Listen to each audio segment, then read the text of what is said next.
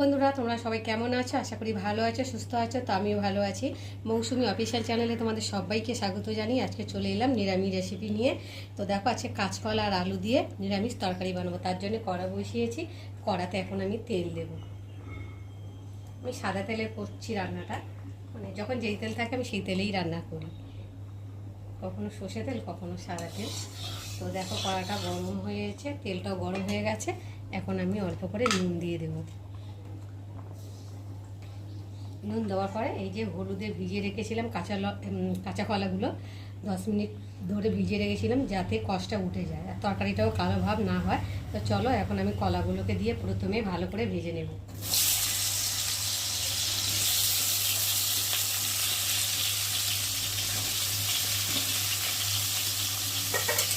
নেড়ে দেবো।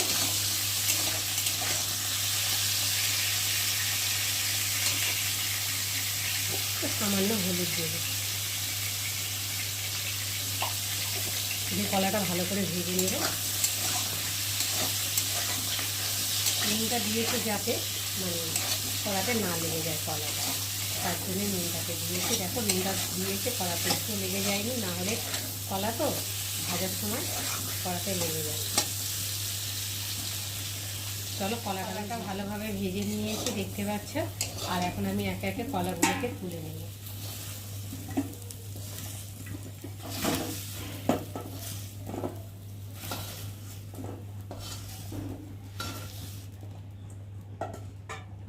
আমি কড়ার মধ্যে তেল দেব।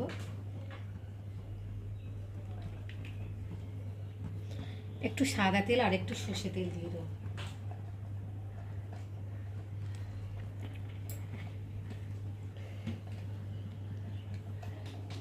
তেলটা একটু গরম হবে।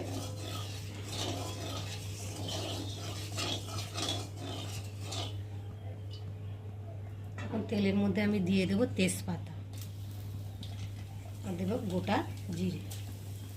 তেজপাতা জিরেটা একটু ভেজে নেব।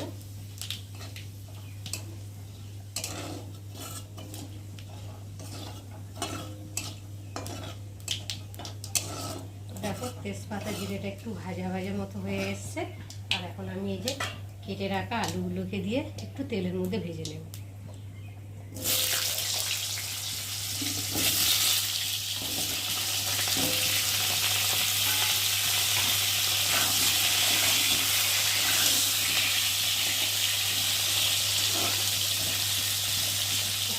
আলুটা লাল লাল করে ভেজে নিয়েছি। আর এখন আমি দিয়ে দেবো কটা কাঁচা লঙ্কা, আদা বাটা, হলুদ, পরিমাণ মতো নুন, জিরে গুঁড়ো দিয়ে ভালো করে মশলাটা কষিয়ে নেব।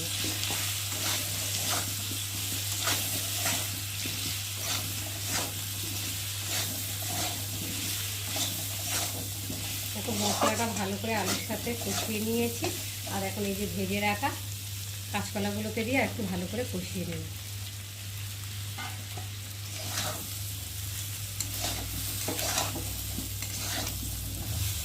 দেখো বন্ধুরা, মশলাটা ভালোভাবে কষিয়ে নিয়েছি। আর মশলা থেকে দেখতে পাচ্ছ তেল ছেড়ে দিয়েছে। আর মশলা থেকে দেখো দারুণ একটা গন্ধও ছেড়ে দিয়েছে। আর এখন একটু ভালো করে একটু নাড়াচাড়া করে নেব নিয়ে আর আমি এখন পরিমাণ মতো জল দিয়ে ভালো করে ফুটিয়ে নেব।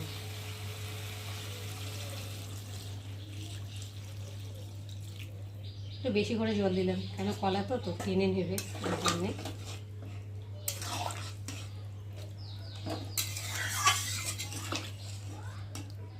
জল দিয়ে ভালো করে ফুটিয়ে নিয়েছি। আর ঝোলটা দেখো মাখো মাখো হয়ে গেছে। আর আলুগুলোও সেদ্ধ হয়ে গেছে।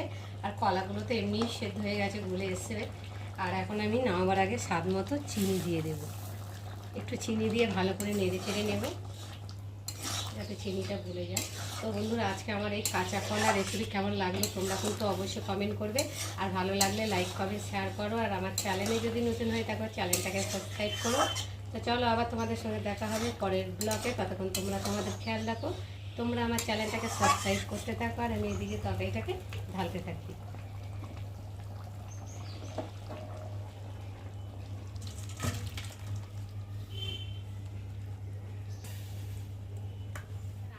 চান টান করে ঠাকুর পুজো দিয়ে আর এখন খেতে বসেছি। এটা তো ভাত বেড়ে নিয়েছি, খিদেও পেয়েছে ভীষণ আজকে। তো তার জন্যে সকালে তেমন কিছু টিফিন করিনি, খিদে পেয়েছে, ওই যে চান টান করে এখন খেতে বসে গেছি। আর এই যে আলু ভাতে দিয়েছি, আলু আর উচ্ছে মাখা করব।